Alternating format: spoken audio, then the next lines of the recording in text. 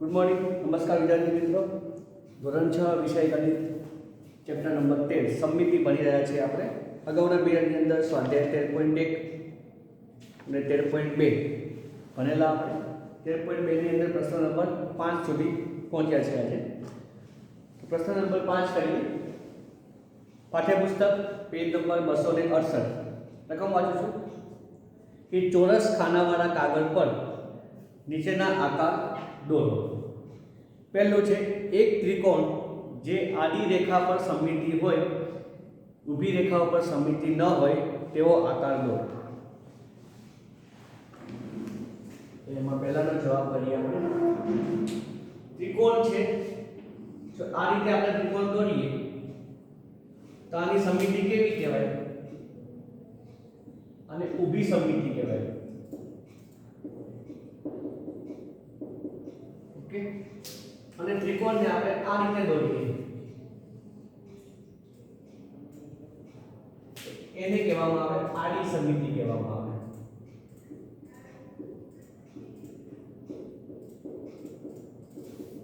સમજી ગયા? ઊભી સમમિતિ એટલે આ રીતે ત્રિકોણ બંધબેસતો આકારને આપણે જોડી શકીએ। આડી સમમિતિ એટલે ત્રિકોણને આ રીતે આપણે બંધબેસતા આકારમાં જોડી શકીએ। આ રીતે પણ દોરી શકીએ અથવા તો આપણે આ રીતે દોરી શકીએ। બંને રીતે આપણે એની આડી સમમિતિ દોરી શકીએ। હવે બીજું છે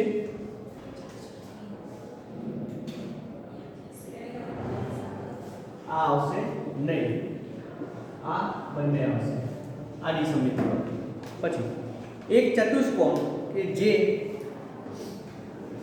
આડી અને ઊભી બંને રેખાને સમમિત હોય એવો ચતુષ્કોણ દોરવાનો કે જેની અંદર આડી અને ઊભી બંને સમમિતિ આવે। હવે એવો ચતુષ્કોણ કયો આવે તો કે લંબચોરસ। લંબચોરસની અંદર બંને સમમિતિનો સમાવેશ થાય, ઊભી સમમિતિ અને આડી સમમિતિ। જે ઊભી છે એને ઊભી સમમિતિ કહેવાય, જે નીચે આડી લાઈન દોરેલી છે એને આડી સમમિતિ કહેવાય। દરેકની અંદર હું લખતો નથી, સમજી લેજો તમે। ઊભી લાઈન છે એ ઊભી સમમિતિ અને આડી લાઈન છે એ આડી સમમિતિ ધરાવે છે। તો કયો આકાર છે? લંબચોરસ। લંબચોરસના આકારની અંદર બંને સમમિતિનો સમાવેશ થાય, ઊભી સમમિતિ અને આડી સમમિતિ। ત્રીજો પ્રશ્ન લઈએ। એક ચતુષ્કોણ કે જે આડી રેખા પર સમમિતિ હોય પણ ઊભી રેખા પર સમમિતિ હોય નહીં એવો ચતુષ્કોણ દોરવાનો છે કે જે આડી રેખા ઉપર સમમિતિ હોય, ઊભી રેખા પર સમમિતિ હોય નહીં। તો એવો એક જ ચતુષ્કોણ છે જે છે સમલંબ ચતુષ્કોણ। આને ચતુષ્કોણ જ કહેવાય। લંબચોરસને પણ એક પ્રકારનો ચતુષ્કોણ જ કહેવાય। ચતુષ્કોણ એટલે ચાર ખૂણાવાળો આકાર। ચતુ એટલે ચાર, કોણ એટલે ખૂણા, ચાર ખૂણાવાળો આકાર એટલે ચતુષ્કોણ। હવે ઘણા બધા આકાર હોઈ શકે, એક લંબચોરસ પણ હોઈ શકે, ચોરસ પણ એક પ્રકારનો ચતુષ્કોણ જ કહેવાય, પણ એની બધી જ બાજુઓ સરખી છે એટલે આપણે એને ચોરસ નામ આપીએ, એને સમબાજુ ચતુષ્કોણ કહેવાય। હવે એવો આકાર લેવાનો કે જેની અંદર આપણને આડી સમમિતિ હોય, ઊભી સમમિતિ ના હોય, એ થશે તમારું સમલંબ ચતુષ્કોણ। એ ભણવામાં આવ્યું નહીં હોય, પહેલી વખત નામ આવે છે જેને કહેવામાં આવે છે સમલંબ ચતુષ્કોણ, જેની આડી એક જ સમમિતિ હોય।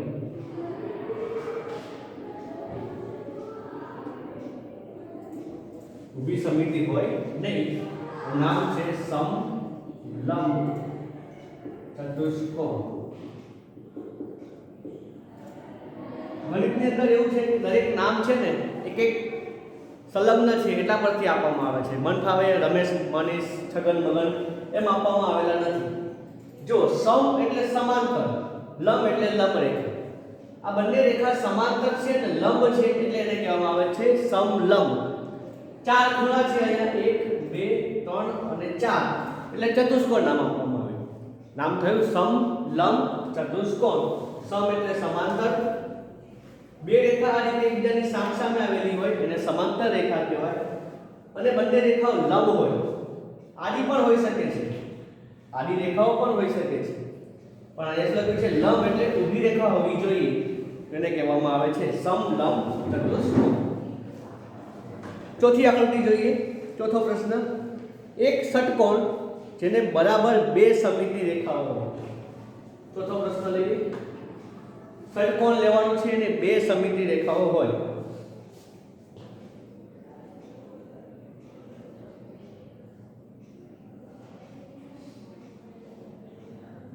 આવો ષટકોણ એક લઈએ અને બે સમમિતિ રેખા લઈએ આપણે. ઉપરથી ઊભી એક સમમિતિ રેખા આવશે અને વચ્ચેથી એક આડી સમમિતિ રેખા આવશે. શું નામ છે એનું? ષષ્ટકોણ અથવા ષટકોણ.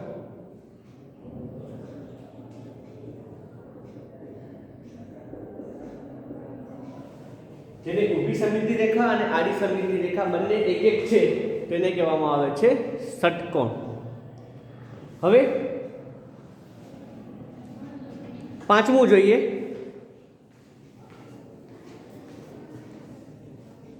કે એક ષટકોણ જેને 6 સમમિતિ રેખા હોય તો એ નિયમિત ષટકોણ કહેવાય. નિયમિત ષટકોણ હોય જેને 6 સમમિતિ રેખા હોય. ઓકે, પાંચમો પ્રશ્ન લઈએ. 6 સમમિતિ રેખા હોય એવો ષટકોણ.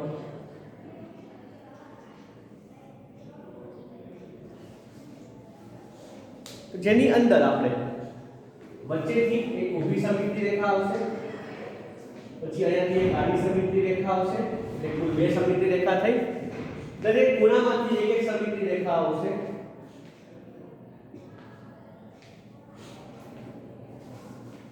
એટલે કુલ થઈ ગઈ. હવે કેટલી થઈ જો તો, એક ઊભી સમમિતિ રેખા, બીજી આડી સમમિતિ રેખા, દરેક ખૂણામાંથી એક એક સમમિતિ રેખા, 4 સમમિતિ રેખા થઈ ગઈ, અને સામસામેની બાજુઓમાંથી એક એક સમમિતિ રેખા.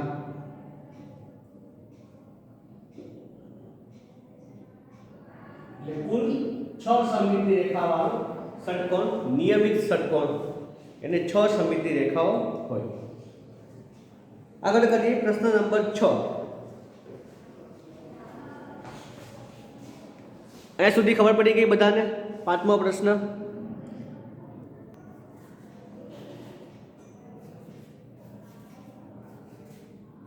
ઓકે, 6.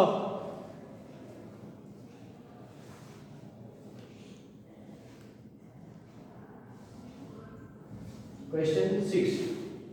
પ્રશ્ન શું છે કે નીચેની આકૃતિની નકલ કરો અને જો સમમિતિ રેખા હોય તો સમમિતિ રેખા દોરો.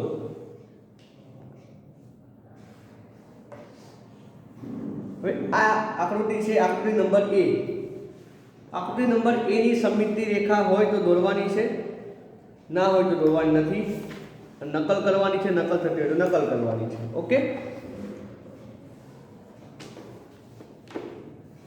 જોઈએ આપણે એની અંદર છઠ્ઠો પ્રશ્ન. બધાને દેખાય છે? ત્રિકોણ વાળો. તો હવે એની નકલ કરો અને સમમિતિ રેખા હોય તો દોરો. તો એની નકલ શક્ય નથી અને સમમિતિ રેખા પણ શક્ય નથી. કારણ કે શા માટે? કે એની અંદર આપણે જોઈએ તો જે ત્રિકોણ છે, ખાલી ત્રિકોણ એટલું સીમિત નથી. ત્રિકોણ એકલું હોત તો આપણે એની સમમિતિ રેખા દોરી શકીએ, પણ ત્રિકોણની આગળ પણ એક લાઈનો લંબાવેલી છે જેના આધારે એની સમમિતિ રેખા શક્ય નથી. પછી બાજુનો બીજું છે B નંબર. એની અંદર બે ડાયમંડના શેપ આપેલા છે. એની અંદર આપણે સમમિતિ રેખા જોઈએ. આની સમમિતિ રેખાની વાત કરીએ આપણે તો કઈ સમમિતિ રેખા બનશે? એક ઊભી સમમિતિ રેખા બનશે. દેખાય છે બધાને? એક ઊભી સમમિતિ રેખા બનશે અને એક આડી સમમિતિ રેખા બનશે. કુલ બે પ્રકારની સમમિતિ રેખા બનશે, ઊભી અને આડી. દેખાય છે બધાને? આપણે આ રીતે અને આ રીતે બે ભેગા કરી નાખીએ આપણે તો બંધ બેસતો આકાર આ બાજુનો અને આ બાજુનો એકબીજાની ઉપર આવી જશે. એ જ રીતે ઉપરથી અને નીચેથી બંને આકારને આપણે આ રીતે ભેગા કરી નાખીએ તો ઉપરનો ડાયમંડનો શેપ, નીચેનો ડાયમંડનો શેપ, બંને આકાર એકબીજાની ઉપર આવી જશે. તો તો એની અંદર બે સમિતિ રેખા આવશે, આડી અને ઊભી. આગળ જોઈએ સી. તો સી ની અંદર ચોરસ છે. સી ની વાત કરું છું, સીમાં ચોરસ છે. તો ચોરસની સમિતિ રેખા કેટલી હોય? કોઈ કહેશે ચોરસની સમિતિ રેખા કેટલી હોય? 4 હોય. પરંતુ હવે એની અંદર બીજી એક આકૃતિ આપેલી છે. એ આકૃતિ નિયમિત છે કે નહીં આપણે ચેક કરીએ. તો અહીંયા પણ ચોરસ છે, અહીંયા ચોરસ છે, અહીંયા પણ ચોરસ છે, અહીંયા ચોરસ છે. બધાની લંબાઈ સરખી છે. તો હા, એની પણ જે સમિતિ રેખા કહીએ એ કેટલી બનશે? કેટલી બનશે કુલ જોઈએ તો 4 બનશે. પહેલી સમિતિ રેખા આવશે ઊભી. પહેલી સમિતિ રેખા આવશે ઊભી. દેખાય છે બધાને? પછી બીજી સમિતિ રેખા આવશે આડી. બીજી સમિતિ રેખા આવશે આડી. દેખાય છે બધાને? ત્રીજી સમિતિ રેખા આવશે કર્ણમાંથી. અને ચોથી સમિતિ રેખા આવશે બીજા કર્ણમાંથી. એટલે કુલ 4 સમિતિ રેખાઓ આવશે. જો બધા કેટલી સમિતિ રેખા આવશે? 4. ચોરસની સમિતિ રેખા આવે 4, પણ નિયમિત બાજુવાળો ચોરસ હોય તો જ સમિતિ રેખા 4 બને. નિયમિત બાજુવાળી ચોરસ આકૃતિ કહેવાય નહીં, એને લંબચોરસ અથવા બીજું કોઈ નામ આપવામાં આવે. બાજુની આકૃતિ જોઈએ આપણે. એની અંદર કેટલી સમિતિ રેખા આવશે? તો એની અંદર 2 સમિતિ રેખા આવશે, એક ઊભી અને એક આડી. બાજુની આકૃતિની વાત કરીએ તો આ 2 સમિતિ રેખા આવશે, એક ઊભી અને એક આડી. બધાને દેખાય છે ને? બધા જોતા રહેજો અને સમજતા રહેજો. નીચેની આકૃતિ જોઈએ. સમલંબ ચતુષ્કોણ ટાઈપની આકૃતિ હતી, જેની અંદર ખાલી એક જ સમિતિ રેખા આવશે. કેટલી આવશે? આની વાત કરું છું. એક જ સમિતિ રેખા આવશે આડી. કઈ આવશે? એક જ સમિતિ રેખા આડી. ઓકે. પછીની આ આકૃતિની વાત કરું છું. આમાં કેટલી સમિતિ રેખા આવશે? કોણ કહેશે? 1, 2, 3 કે 4? કોઈ કહેશે કેટલી સમિતિ રેખા આવશે? મેં જે આકૃતિ બતાવી એની અંદર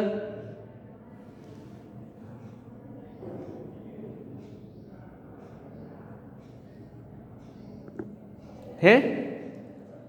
આમાં કેટલી સમિતિ રેખા આવશે? કોઈ કહેશે?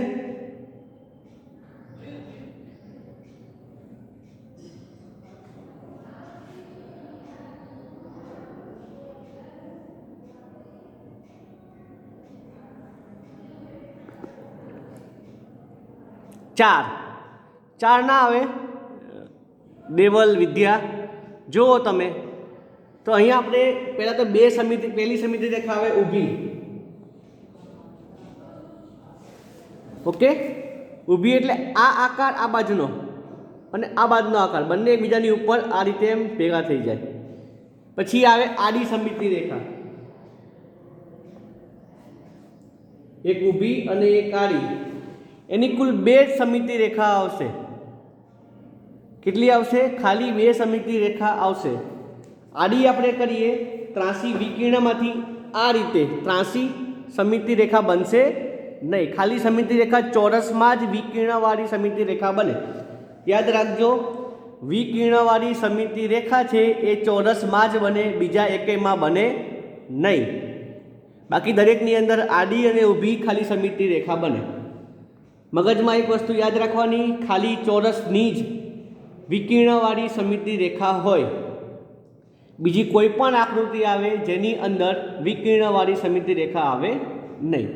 ઓકે. તો હવે આગળ જઈએ પ્રશ્ન નંબર 7. અહીં સુધી ખબર પડી ગઈ? આગળ લઈએ પ્રશ્ન નંબર 7. અંગ્રેજી મૂળાક્ષરો A થી Z લો. તેમના એવા અક્ષરોની યાદી બનાવો કે જેમાં સમિતિની રેખા કેવી હોય? ઊભી હોય. ઊભી સમિતિ રેખા હોય એવા અક્ષર બનાવવાના છે તમારે. ઊભી સમિતિ રેખા હોય એટલે આ ઊભી સમિતિ રેખા છે.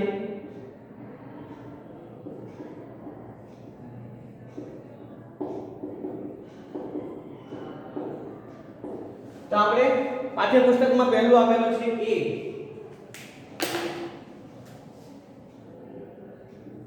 તો જોઈએ આપણે આ રીતે એ હોય તો આને આ બાજુ આપણે દોરીએ તો એ બનશે, આની પ્રતિકૃતિ સામે બને, બન્યો એ દેખાયો બધાને?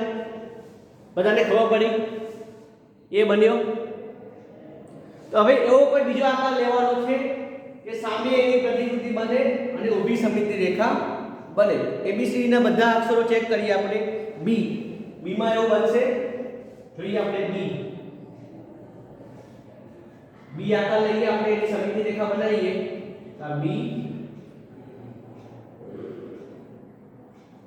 વચ્ચેથી આપણે ઊભી સમિતિ રેખા દોરીએ, આ ભાગ અને આ ભાગ સામસામે સરખો છે નથી. પછી સી લઈએ, સી ની સમિતિ રેખા દોરીએ આપણે, સરખો છે આ ભાગ અને આ ભાગ નથી. પછી ડી, ડી ની સમિતિ રેખા દોરીએ આપણે, આ ભાગ અને આ ભાગ સામસામે સરખા આવે છે ના, જો અહીંયા ગોળ શેપ છે, અહીંયા સીધો શેપ છે. ઈ, ઈ નામના આકારની વાત કરીએ આપણે, એની સમિતિ રેખાઓ દોરીએ આપણે, સામસામે સરખી આવે છે ના. પછી એફ, એફ ની સમિતિ રેખા દોરીએ આપણે, ઊભી સમિતિ રેખા દોરવાની છે, આની દોરવાની નથી. તો અહીંયા ઊભી લીટી છે, અહીંયા ઊભી લીટી છે નથી ના. પછી આવે જી,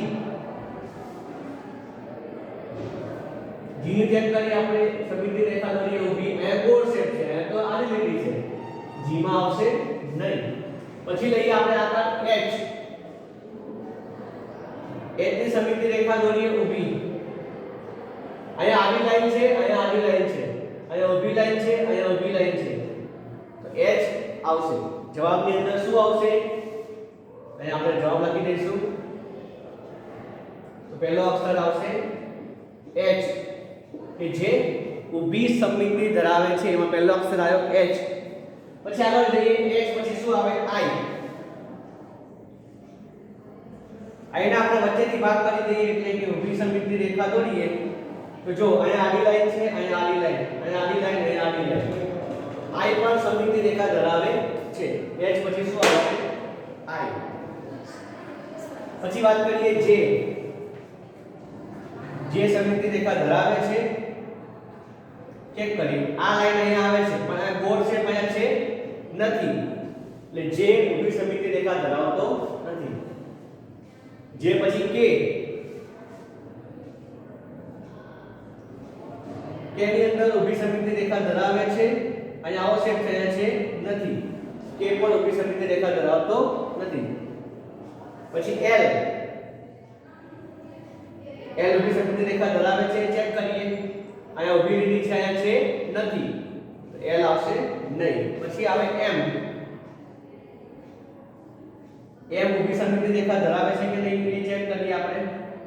તો જો અહીંયા આવો આકાર છે, એવો અહીંયા છે, અહીંયા ઊભી લીટી છે, અહીંયા છે, હા, એમ ઊભી સમિતિ રેખા ધરાવે છે. પછી આવે આકાર એન, એન ચેક કરીએ, ઊભી સમિતિ રેખા ધરાવે છે કે નહીં. તો જો અહીંયા ઊભી લીટી અહીંયા છે, અહીંયા ત્રાસી, અહીંયા ત્રાસી છે નથી, અહીંયા ત્રાસી રેખા અહીંયા છે નથી, તો એન પણ ઊભી સમિતિ રેખા ધરાવતું નથી. પછી લઈએ ઓ, ઓ ની વાત કરીએ, ઊભી સમિતિ રેખા ધરાવે છે, હા, અહીંયા વર્તુળ શેપ છે, અહીંયા વર્તુળ શેપ છે, તો આવશે ઓ. ઓ ઊભી સમિતિ રેખા ધરાવે છે. ઓ પછી આવશે પી,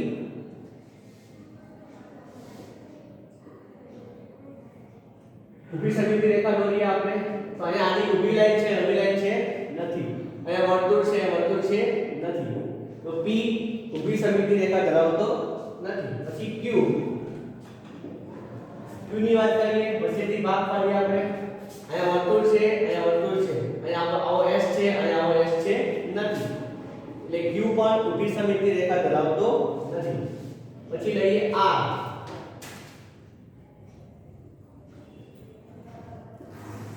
આર ની ચેક કરીએ, વચ્ચેથી ભાગ કરીએ, વચ્ચેથી ઊભી સમિતિ રેખા દોરીએ. અહીંયા સીધી લાઈન છે, અહીંયા નથી. અહીંયા વર્તુળ છે, અહીંયા નથી. અહીંયા આર્કનો શેપ છે, અહીંયા શેપ નથી. બંને બાજુના ભાગ બંધ બેસતા હોવા જોઈએ તો જ સમિતિ રેખા ધરાવે. એસ ની વાત કરીએ, અહીંયા વર્તુળ છે, અહીંયા નથી. અહીંયા વર્તુળ છે, અહીંયા નથી. એસ પણ ઊભી સમિતિ રેખા ધરાવતું નથી. પછી ટી ની વાત કરીએ, તો અહીંયા આવો શેપ છે, અહીંયા છે. ટી ઊભી સમિતિ રેખા ધરાવે છે. પછી યુ,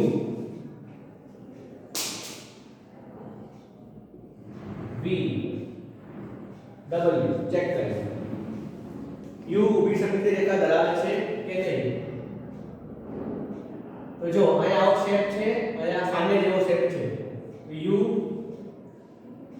પછી વી, અહીંયા આવો શેપ છે, વી અને ડબલ્યુ. આમાં આવો શેપ છે, અહીંયા આવો શેપ છે. યુ, વી અને ડબલ્યુ ત્રણે ત્રણ ઊભી સમિતિ રેખા ધરાવે છે. યુ, વી, ડબલ્યુ ત્રણે ત્રણ ઊભી સમિતિ રેખા ધરાવે છે. પછી x, y અને z,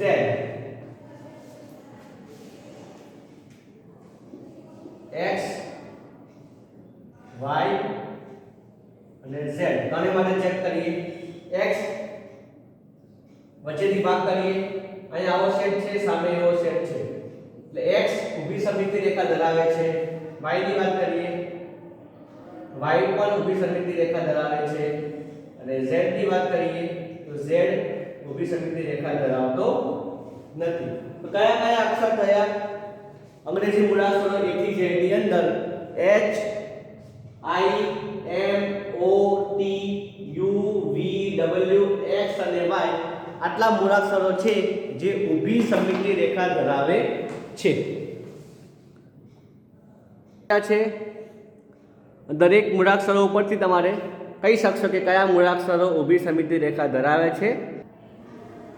આ જે આકૃતિ છે, આકૃતિને તમે ખોલી નાખો, તમે આવી જેવી આકૃતિ છે એ જ આકૃતિ એની સામેની બાજુએ હશે. આ જે પેજ છે વાળેલું છે, નીચે લઈ આવો, આવીને આવી આકૃતિ કે તમને નીચે જોવા મળશે. તમે અરીસો રાખી દેશો એટલે આ જ તમને પ્રતિકૃતિ અહીંયા જોવા મળશે, આ પ્રતિકૃતિ તમને અહીંયા જોવા મળશે. પડી ખબર? અરીસો રાખી દઈએ તો કેવું બનશે?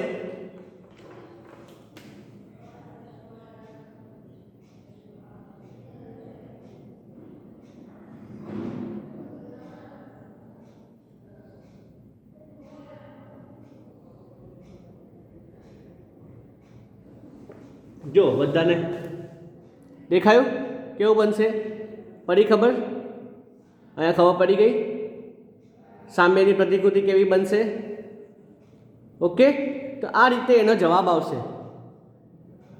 આ ઊભી સમિતિ છે, આડી સમિતિ છે, તો આનો જેવો આકાર નીચે આવશે, આનો જેવો આકાર આ બાજુમાં આવશે. બસ ખાલી આટલું જ છે. તમારે આવી ચોરસ આકૃતિ દોરવાની છે, આવો નવો આકાર સામે દોરવાનો છે.